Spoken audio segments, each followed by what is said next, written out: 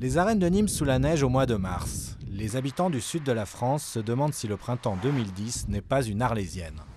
L'année dernière, au mois de mars, vers la fin mars, on mangeait dehors quand même. Donc c'est possible encore qu'on mange dehors cette année, à la fin du mois, mais pour l'instant, c'est hors question. Des chutes de 10 à 30 cm de neige qui ont créé le chaos sur les routes et qui s'expliquent par la persistance d'un froid venu de Russie.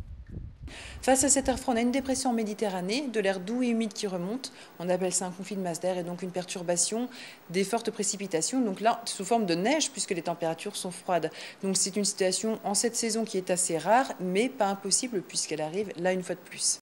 Ces 3 derniers mois, d'autres régions de France ont connu un enneigement inédit depuis des années, comme ici au Mont-Saint-Michel ou en Avignon.